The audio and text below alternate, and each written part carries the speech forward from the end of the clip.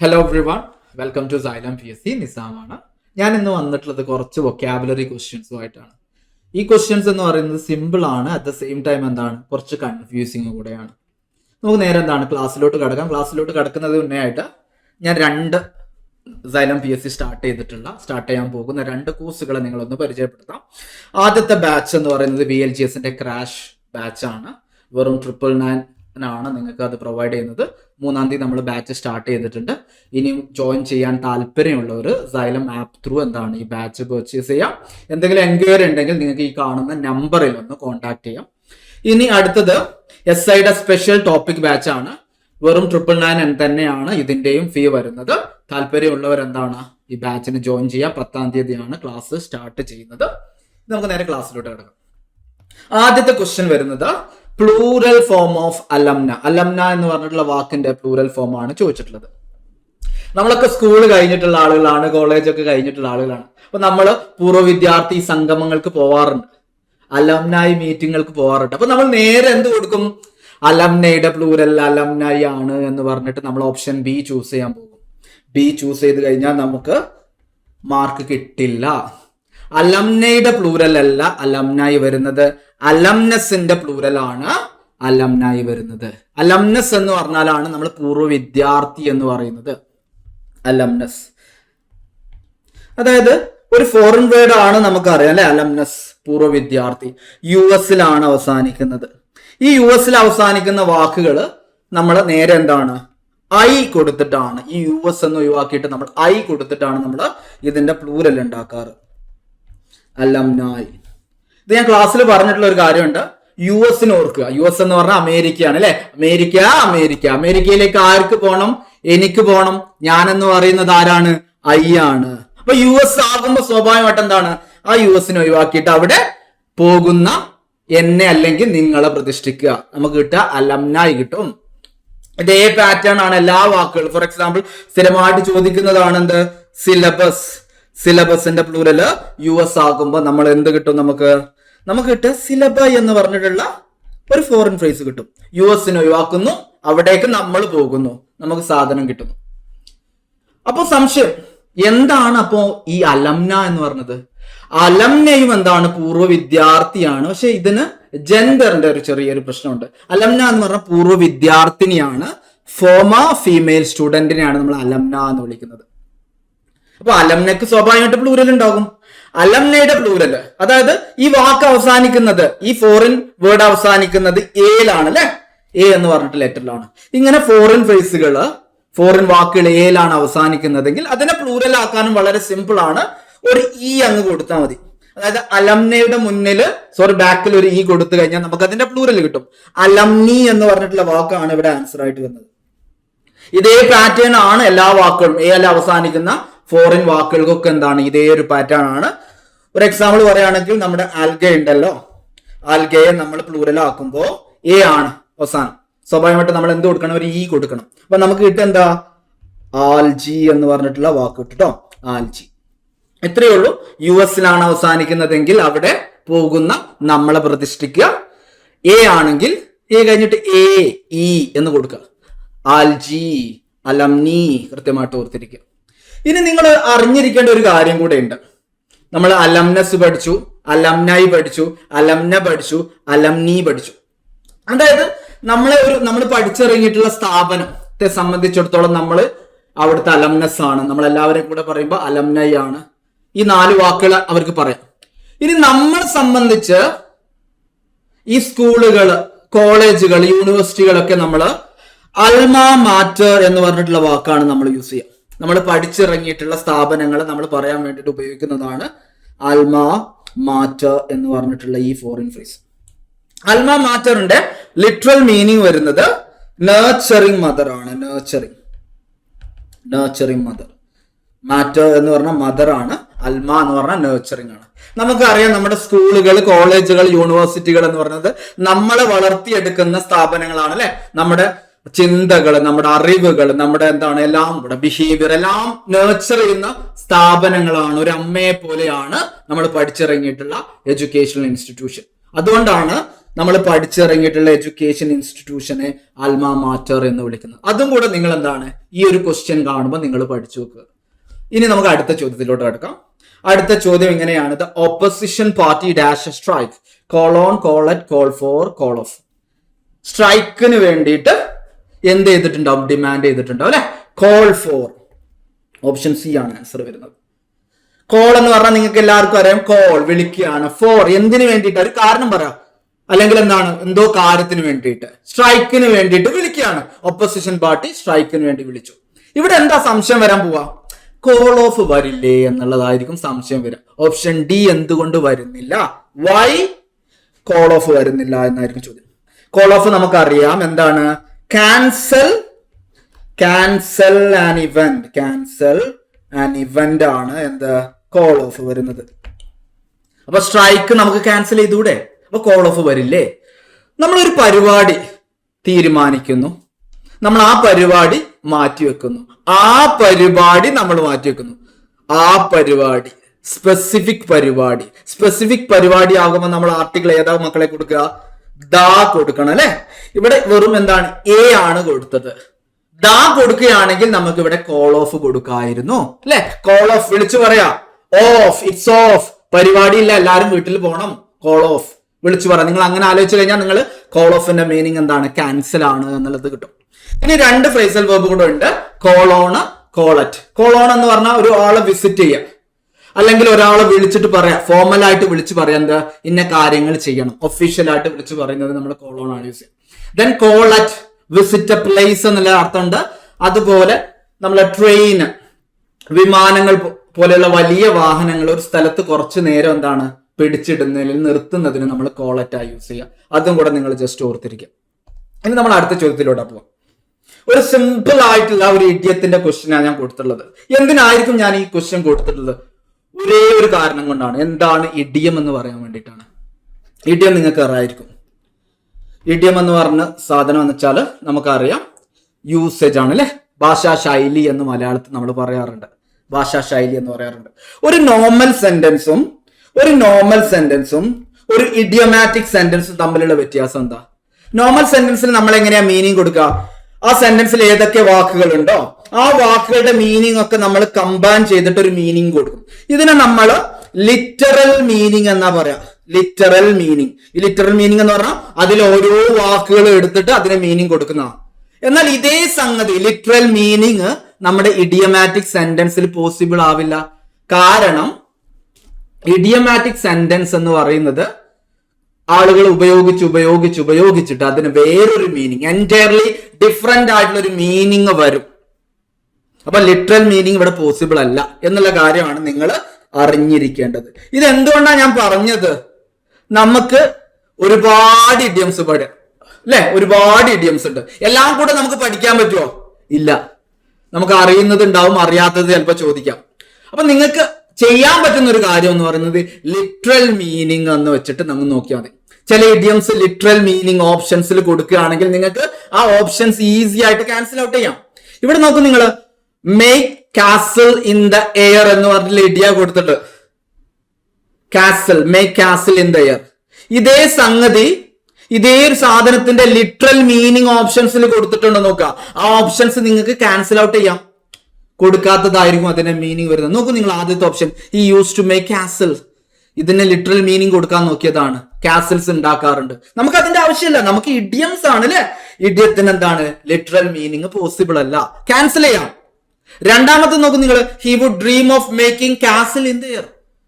ഒരു വ്യത്യാസമില്ല, meaning same സാധനം തന്നെയാണ്, നമുക്ക് ഒഴിവാക്കാം, ലിറ്ററൽ മീനിങ് ആണ്. നാലാമത്തത് he often dream of things to be done in the air. എന്തിനാ എയറിൽ കാര്യങ്ങൾ ചെയ്യുന്നത്? അതും ഏകദേശം എന്താണ് ലിറ്ററൽ മീനിങ്ങിലേക്കാണ് അവർ കൊടുത്തത്.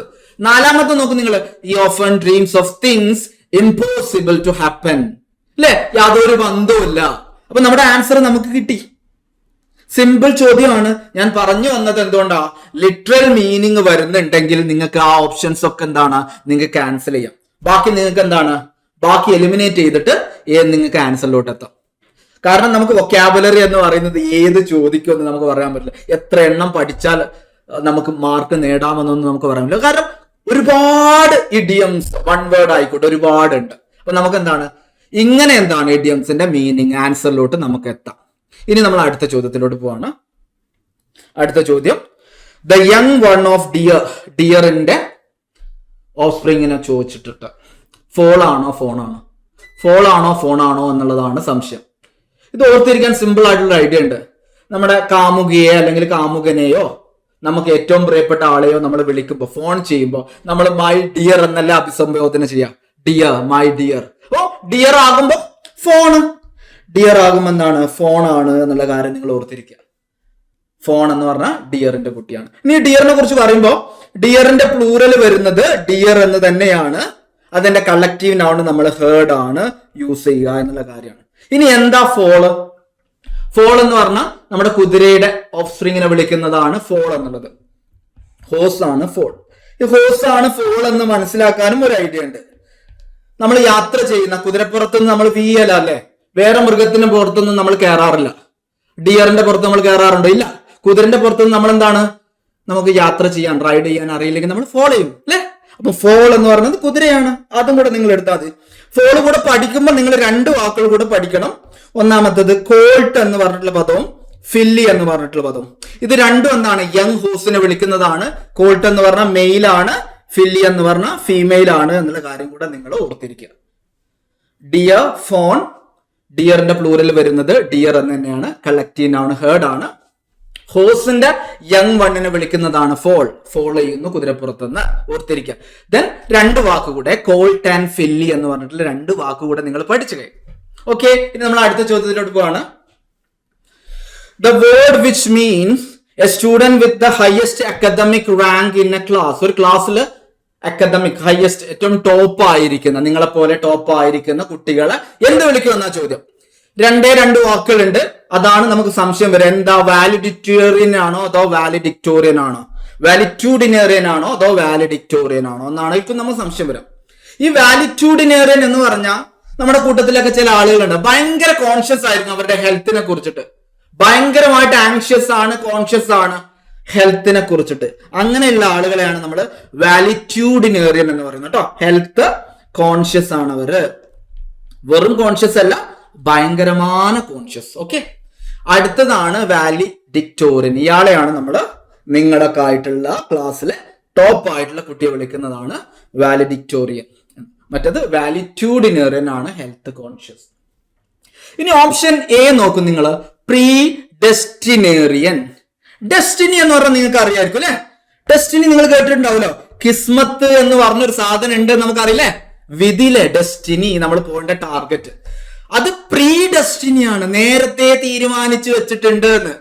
അതായത് നമ്മളിപ്പോ ചെയ്യുന്നതൊക്കെ എന്താണ്, ഞാനിപ്പോ ഈ ക്ലാസ് എടുക്കുന്നതും നിങ്ങൾ ക്ലാസ് കാണുന്നതും ഒക്കെ നേരത്തെ ഒരാള് ഒരു ഹൈ പവർ തീരുമാനിച്ചു വെച്ചിട്ടുണ്ട്, അതിൽ നമുക്ക് മാറ്റങ്ങളൊന്നും വരുത്താൻ പറ്റില്ല എന്ന് വിശ്വസിക്കുന്ന ആളുകളെയാണ് നമ്മൾ പ്രീ ഡെസ്റ്റിനേറിയൻ എന്ന് വിളിക്കുന്നത്. ഇതിന്റെ കൂടെ നിങ്ങൾ ഫെയ്റ്റലിസ്റ്റ് എന്ന് പറഞ്ഞ പദം കൂടെ ഒന്ന് ജസ്റ്റ് എന്താണ് ഓർത്ത് വെക്കട്ടോ, ഫെയ്റ്റലിസ്റ്റ്. ദെൻ മെജോറിറ്റേറിയൻ, ഭൂരിപക്ഷവാദത്തിന്റെ ആളെയാണ് അല്ലെ, സപ്പോർട്ടറെയാണ് നമ്മൾ മെജോറിറ്റേറിയൻ എന്ന് വിളിക്കുക. അതും കൂടെ ജസ്റ്റ് ഓർത്തുക. അപ്പം വാലിറ്റ്യൂഡിനേറിയനും വാലിഡിക്ടോറിയനും നിങ്ങൾക്ക് മാറിപ്പോകാതെ നോക്കുക. പ്രീ ഡെസ്റ്റിനേറിയന്റെ കൂടെ ഫെയ്റ്റലിസ്റ്റ്, ഫെയ്റ്റിനുമായി ബന്ധപ്പെട്ടതാണ്, അതും കൂടെ നിങ്ങൾ ജസ്റ്റ് ഓർത്തിരിക്കുക. നമ്മൾ അടുത്ത ചോദ്യത്തിലോട്ട് പോവാണ്. Find out A compound word. Simple ചോദ്യമാണ്, അധികം ആലോചിക്കാതെ നമുക്ക് ഉത്തരം ചെയ്തല്ലേ. ലാപ്ടോപ്പ് എന്ന് നമുക്ക് കൊടുക്കാം. കോമ്പൗണ്ട് വേർഡുകൾ എന്ന് പറഞ്ഞാൽ രണ്ട് വാക്കുകൾ കൂടെ ചേർന്നിട്ട് നമ്മൾ ഉണ്ടാക്കുന്ന പദങ്ങളെയാണ് നമ്മൾ കോമ്പൗണ്ട് വേർഡുകൾ എന്ന് പറയുന്നത്. എന്തുകൊണ്ടായിരിക്കും ഞാൻ ഇവിടെ കൊടുത്തിട്ടുള്ളത്? നമ്മുടെ കൂട്ടത്തിൽ ചില ആളുകൾ ഉണ്ടാവും, ഒരുപാട് അങ്ങ് ചിന്തിക്കും ചില സമയത്ത്. അപ്പൊ അവർക്ക് സംശയം, ഓപ്ഷൻ സി കൂടെ വരില്ലേ, ഓപ്ഷൻ സി കൂടെ വരില്ലേ? വോറ് ഒരു വാക്കാണ്, ഡെൻ ഒരു വാക്കാണ്, ഇത് രണ്ടും കൂടെ കൂട്ടിയാൽ വോർഡനായി. അപ്പൊ അതൊരു കോമ്പൗണ്ട് വേർഡ് ആയില്ലേ? നമ്മുടെ കൂട്ടത്തിൽ ഒരുപാട് സംശയം അല്ലെ. നമ്മുടെ എക്സാമുകളിലായിരിക്കും നമ്മുടെ ചിന്തകളൊക്കെ ഒരുപാട് വർക്ക് ചെയ്യുക, വോർഡൻ കൂടെ വരില്ലേ? ഒരൊറ്റ കാര്യം നിങ്ങൾ ആലോചിച്ചാൽ മതി. ഈ കോമ്പൗണ്ട് വേർഡുകൾ എന്ന് പറഞ്ഞാൽ രണ്ടിൽ കൂടുതൽ വാക്കുകൾ കൂടി ചേരുന്നതാണെന്ന് ഞാൻ പറഞ്ഞു. ഈ കൂടിച്ചേരപ്പെടുന്ന വാക്കുകൾക്ക് ഓരോ മീനിങ് ഉണ്ടാവില്ലേ? ആ മീനിങ്ങുകളുമായി ബന്ധപ്പെട്ടായിരിക്കും ഉണ്ടായി വരുന്ന കോമ്പൗണ്ട് വേർഡിന്റെ മീനിങ് വരുന്നത്. ഇവിടെ ലാപ്പ് ടോപ്പ്, ലാപ്പിന്റെ മുകളിൽ വെക്കുന്നത് അല്ലെ, ലാപ്പിന്റെ മുകളിൽ. നമുക്കറിയാം ലാപ്ടോപ്പ് എന്ന് പറഞ്ഞാൽ കമ്പ്യൂട്ടർ എന്ന് പറഞ്ഞാൽ സാധാരണ നമ്മൾ ലാപ്പിന്റെ മുകളിൽ വെച്ചിട്ടാണ് യൂസ് ചെയ്യുക. അതുകൊണ്ടാണ് ലാപ്ടോപ്പ് എന്ന് പറഞ്ഞത്. അതുമായിട്ട് ബന്ധപ്പെട്ടതാണ്. അതുപോലെ പ്ലേ ഗ്രൗണ്ട്, പ്ലേയും ഉണ്ട് ഗ്രൗണ്ടും ഉണ്ട്. രണ്ടു വാക്കുകളും എന്താണ് മീനിങ് കമ്പൈൻ ചെയ്തിട്ടാണ് പ്ലേ ഗ്രൗണ്ട് എന്ന് പറഞ്ഞിട്ടുള്ള വാക്കിന് മീനിങ് വന്നത്. എന്നാൽ വാർഡൻ നോക്കൂ, നിങ്ങൾ ഹോസ്റ്റലിൽ പോയിട്ടുള്ള ആളുകൾ ഉണ്ടാവും അല്ലെ, വാർഡൻ, ഹോസ്റ്റൽ വാർഡൻ. അത് യുദ്ധമാണ്. ഡെൻ എന്ന് പറഞ്ഞ സിംഹങ്ങളുടെ ഹോമനെയാണ് നമ്മൾ ഡെൻ എന്ന് വിളിക്കുക അല്ലെ. ഈ രണ്ടു സാധനവുമായിട്ട് എന്തെങ്കിലും ബന്ധമുണ്ടോ വാർഡന്? ഇല്ലല്ലോ. വോർ പ്ലസ് ഡെന്നുമായിട്ട് എന്തെങ്കിലും ബന്ധമുണ്ടോ വാർഡന്? ഇല്ല. വാർഡൻ എന്ന് പറഞ്ഞത് ഒരു കോമ്പൗണ്ട് വേർഡ് അല്ല, അതൊരു സിംഗിൾ റൂട്ട് വേർഡാണ് വാർഡൻ എന്നുള്ളത്. വാർഡൻ എന്നുള്ളത് വരില്ല. നിങ്ങൾ ഒറ്റ കാര്യം ആലോചിച്ചാൽ മതി, കോമ്പൗണ്ട് വേർഡുകൾക്ക് കണക്ട് ചെയ്യപ്പെടുന്ന ആ വാക്കുകളുമായിട്ട് ചെറുതായിട്ടൊരു ബന്ധം ഉണ്ടാകും. അതാണ് നിങ്ങൾ ആലോചിക്കേണ്ടത്. ദെൻ ഓപ്ഷൻ ബിയും സിയും ബുക്ക് പ്ലസ് എസ് ആണ് കൊടുത്തത് അല്ലെ. Book plus S. എസ് എന്ന് പറയുന്നത് സഫിക്സ് ആണ് അല്ലെ. ഒരു വാക്കിന്റെ അവസാനം വരുന്ന ഈ ലെറ്റേഴ്സിനെയാണ് നമ്മൾ സഫിക്സ് എന്ന് വിളിക്കുന്നത്. ദെൻ ING, ഇവിടെ INGയും എന്താണ്, ഒരു സഫിക്സ് ആണ് എന്നുള്ള കാര്യമാണ് നിങ്ങൾ അറിഞ്ഞിരിക്കേണ്ട മറ്റു കാര്യങ്ങൾ കേട്ടോ. യെസ്, ഇനി അടുത്ത ചോദ്യത്തിലോട്ട് പോകണം. Full form of AM. നമുക്കൊക്കെ അറിയാം AM എന്താണെന്ന് അല്ലെ. നമ്മൾ 9 AM 10 AM എന്നൊക്കെ പറയാറുണ്ടല്ലോ. എന്താ AM എന്നുള്ളതാ? AM ഒരു ഫോറിൻ വേർഡ് ആണ് അല്ലെ. AM ഒരു ഫോറിൻ വേർഡ് ആണ്. അപ്പൊ നമുക്ക് അറിയേണ്ടത് ഏത് ആന്റിയാണ് നമ്മൾ എടുക്കേണ്ടത്. ഇംഗ്ലീഷ് ആന്റി എടുക്കണോ അതോ ലാറ്റിൻ ആന്റി എടുക്കണോ എന്നാണ്. കാരണം ഇംഗ്ലീഷ് പദത്തിന്റെ അല്ല ആന്റി മെറീഡിയം എന്ന് പറഞ്ഞത് അല്ലെ.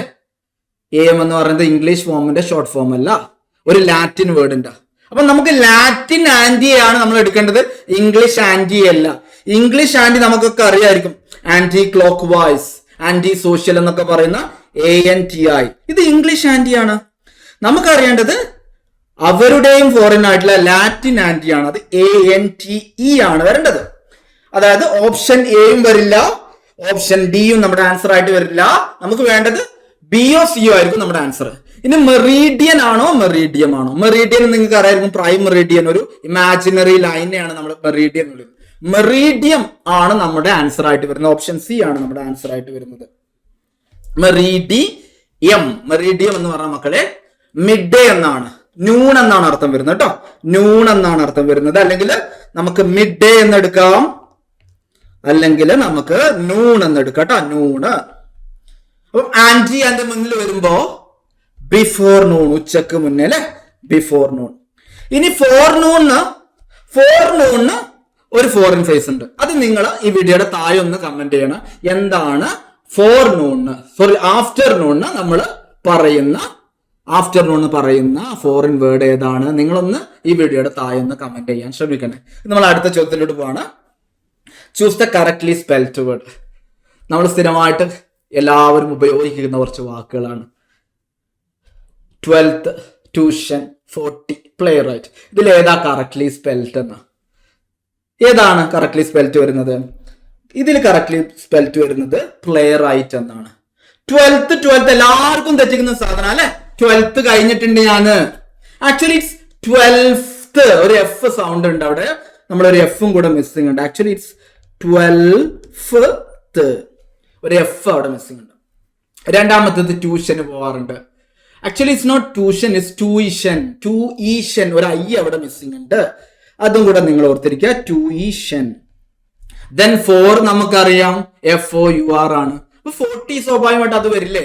അങ്ങനെ വരില്ല. 40 ചെയ്താൽ FORTY ആണ്. അതും കൂടെ നിങ്ങൾ ഓർത്തിരിക്കും. പ്ലേ റൈറ്റ് നിങ്ങൾക്ക് അറിയായിരിക്കും അല്ലെ. പ്ലേ റൈറ്റ് നമ്മുടെ ഡ്രാമറ്റിസ്റ്റിനെയാണ് നമ്മൾ പ്ലേ റൈറ്റ് എന്ന് വിളിക്കുന്നത്. ഈ റൈറ്റ് എന്ന് പറഞ്ഞ വാക്ക് ആക്ച്വലി പണ്ട് ഓൾഡ് ഇംഗ്ലീഷിൽ നിന്ന് വരുന്ന ഒരു വാക്കാണ്. റൈറ്റ് എന്ന് പറഞ്ഞാൽ റൈറ്റർ, വർക്കർ എന്നൊക്കെയാണ് അർത്ഥം വരുന്നത്. റൈറ്റ്, പ്ലേ പ്ലസ് റൈറ്റ് കൂട്ടിയിട്ടാണ് പ്ലേ റൈറ്റ് ഉണ്ടായത്. അതും കൂടെ ജസ്റ്റ് അതിന്റെ സ്പെല്ലിംഗ് നിങ്ങളൊന്ന് നോക്കി വെക്കണേ.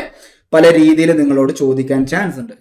പ്ലേ റൈറ്റ് എന്ന് കൊടുക്കാം നിങ്ങളോട്, പ്ലേ RIGHT എന്ന് കൊടുക്കാം. അതൊക്കെ നിങ്ങളോട് ചോദിക്കാം.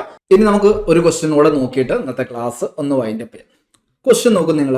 The athlete dash on the ground and cried for help. Lied, laid. ഏത് വരും എന്നുള്ളതാണ്. കൺഫ്യൂസിങ് വേർബ് ആണ്, കൺഫ്യൂസിങ് വേർഡ് ക്വസ്റ്റ്യൻ ആണ്. നമ്മൾ ആദ്യം അറിഞ്ഞിരിക്കേണ്ടത് 3 വാക്കുകളെ കുറിച്ചിട്ടാണ്. ആദ്യത്തെ വാക്ക് വരുന്നത് മക്കളെ ലൈ എന്നുള്ള പറഞ്ഞ. ലൈ എന്ന് പറഞ്ഞാൽ നമുക്കറിയാം നൗൺ ആണ്, കള്ളം പറയുക എന്നുള്ള അർത്ഥത്തിലുണ്ട്. ഇനി ഇതേ ലൈ എന്താണ്? നമ്മൾ കള്ളം പറയുന്നതിന് വേർബായിട്ടും നമുക്ക് യൂസ് ചെയ്യാം. കള്ളം പറയുക, നിങ്ങൾക്ക് എല്ലാവർക്കും അറിയാം. കള്ളം പറയുന്നത് നമ്മൾ 1000 തവണ പറയണം, അത് സത്യമാവും അല്ലേ. പറഞ്ഞത് സത്യമാക്കണം. അപ്പൊ നമുക്ക് ഇതിന് പറഞ്ഞു കഴിഞ്ഞാൽ നമുക്കറിയാം രണ്ടാമത്തെ ഫോം എന്ന് പറയുന്നത് ലൈഡാണ്. നമ്മളത് വീണ്ടും പറയണം അല്ലെ, സ്വാഭാവികമായിട്ട് കള്ളമല്ലേ, പറഞ്ഞു പറയണം അല്ലെ. അപ്പൊ അതിന്റെ മൂന്നാമത്തെ ഫോമും ലൈഡ് തന്നെയാണ് വരുന്നത്. കള്ളം പറയുക എന്നുള്ള മീനിങ് ആണെങ്കിൽ അതിന്റെ V2ഉം V3യും എന്താണ്? ലൈഡാണ്. അതാണ് നിങ്ങൾ ഓർത്തിരിക്കേണ്ടത്. ഇനി രണ്ടാമത്തത് ലൈ എന്ന് പറഞ്ഞിട്ടുള്ള ഒരു വേറെ വാക്ക് കൂടെയുണ്ട്. അതായത് കിടക്കുക എന്നുള്ള അർത്ഥത്തിൽ നമ്മൾ ഉപയോഗിക്കുന്ന വാക്കാണ് കിടക്കുക. കിടക്കുമ്പോ സ്വാഭാവികമായിട്ട് നമ്മൾ കിടക്കുകയല്ലേ, അപ്പൊ നമ്മൾ മാറിക്കിടക്കും, ചെരിഞ്ഞു കിടക്കും അല്ലെ. അപ്പൊ ഇതിന്റെ രണ്ടാമത്തെ ഫോം വരുന്നത് ലേ ആണ്, മൂന്നാമത്തെ ഫോം വരുന്നത് ലെയിൻ ആണ്.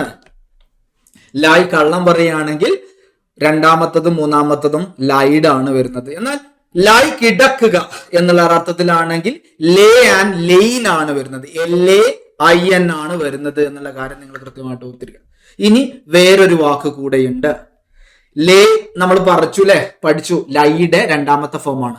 എന്നാൽ ലേ ആദ്യത്തെ ഫോമായിട്ട് വരുന്ന ഒരു വേർബ് ഉണ്ട്, കിടത്തുക, വിരിക്കുക എന്നൊക്കെ അർത്ഥത്തില്. കിടത്തുക, വിരിക്കുക എന്നുള്ള ഒരർത്ഥത്തില് നമ്മൾ ലേ ഉപയോഗിക്കാറുണ്ട്. നമ്മൾ വെക്കുമ്പോ അതേപോലെ നിൽക്കണം, ഞാൻ എങ്ങനെയാണോ വിരിച്ചത് അതുപോലെ നിർത്തണം, നമുക്ക് ആഗ്രഹം ഉണ്ടാവും അല്ലെ. അപ്പൊ ഇതിന്റെ രണ്ടാമത്തെ ഫോമും മൂന്നാമത്തെ ഫോമും അതേപോലെ തന്നെയാണ്, ലെയ്ഡ് തന്നെയാണ്. ലെയ്ഡ് കൃത്യമായിട്ട് ഓർത്തിരിക്കുക. ലൈ കള്ളം പറയുകയാണെങ്കിൽ ലൈഡ്. കള്ളം പറയല്ല കിടക്കുകയാണെങ്കിൽ ലൈൻ. ഇതാണ് നമുക്ക് കൺഫ്യൂസ് വരുന്നത്. മൂന്നാമത്തത് ലേ ആണ്, കിടത്തുക, വിരിക്കുക എന്നുള്ള അർത്ഥത്തിലാണ്. അത് ലെയ്ഡ് ആണ്. ഇനി നോക്കൂ നിങ്ങൾ, കിടത്തുക ഈ രണ്ട് സാധനങ്ങൾ നിങ്ങൾ ആലോചിച്ച് നോക്കും. നിങ്ങൾ കിടക്കുക എന്ന് പറഞ്ഞാൽ നമ്മൾ സ്വയം ചെയ്യുന്നതല്ലേ. സ്വയം ചെയ്യുക എന്ന് പറഞ്ഞാൽ ഞാൻ കിടന്നു, അപ്പൊ അവിടെ ഒരു ഒബ്ജക്റ്റിന്റെ ആവശ്യമില്ല. എന്നല്ലേ ഞാൻ കിടത്തി, ഞാൻ വിരിച്ചു എന്ന് പറയുമ്പോൾ ഞാൻ ഏതെങ്കിലും വസ്തുവിനെ എന്താണ് കിടത്തണം, ഏതെങ്കിലും വസ്തുവിനെ ഞാൻ വിരിക്കണം. അവിടെ ഡയറക്റ്റ് ഒബ്ജക്റ്റ് നിർബന്ധമാണ്. ഇതാണ് ഇവ തമ്മിലുള്ള വ്യത്യാസം വരുന്നത്. ലൈ കിടക്കുകയാണെങ്കിൽ നമ്മൾ സ്വയം കിടക്കുകയാണ്, അവിടെ ഡയറക്റ്റ് ഒബ്ജക്റ്റിന്റെ ആവശ്യമില്ല. ലേ എന്ന് പറയുമ്പോൾ നമ്മൾ കിടത്തുകയാണ്, വിരിക്കുകയാണ്. വിരിക്കുമ്പോൾ എന്താണ്? ഡയറക്റ്റ് ഒബ്ജക്റ്റിന്റെ ആവശ്യമുണ്ട്. ഈ വാക്കുകൾ തമ്മിലുള്ള വ്യത്യാസം അതാണ് വരുന്നത്. ഇനി നമ്മൾ ക്വസ്റ്റ്യനിലോട്ട് പോവാം. അത്ലീറ്റ് ഉണ്ട്, on the ground and cried for help. ഇവിടെ ഒബ്ജക്റ്റ് നിങ്ങൾക്ക് കാണാൻ പറ്റുന്നില്ല, ഓൺ ദ ഗ്രൗണ്ട് മാത്രമേ കാണുന്നുള്ളൂ. അത്ലീറ്റ് പരിക്ക് പറ്റി കിടന്നു, സ്വയം കിടന്നു. കിടക്കുന്നതിന് നമുക്കറിയാം എന്താണ്? ലൈ ആണ് വേർബ് എന്നുള്ളത് നമുക്കറിയാം. അതിന്റെ രണ്ടാമത്തെ ഫോം വരുന്നത് ലേ ആണ്.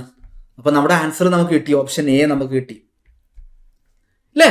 ഡയറക്റ്റ് ഒബ്ജക്റ്റ് ഇല്ലാത്തതുകൊണ്ട് നമ്മൾ ലെയിൻ എന്ന് പറഞ്ഞിട്ടുള്ള ഏതെങ്കിലും ഫോം കൊടുക്കണം. ഇവിടെ നമുക്ക് രണ്ടാമത്തെ ഫോമാണ് നമ്മൾ കൊടുത്തത്, ഓപ്ഷൻ എ ലേ ആണ്. The athlete lay on the ground and cried for help. നിങ്ങൾക്ക് മനസ്സിലായി എന്ന് വിശ്വസിക്കുന്നു. മനസ്സിലായിട്ടുണ്ടെങ്കിൽ ഞാൻ ഇവിടെ കുറച്ച് നിങ്ങൾക്ക് പ്രാക്ടീസ് ചെയ്യാൻ വേണ്ടിയിട്ട് ഒരു 6 ക്വസ്റ്റ്യൻ കൊടുത്തിട്ടുണ്ട്.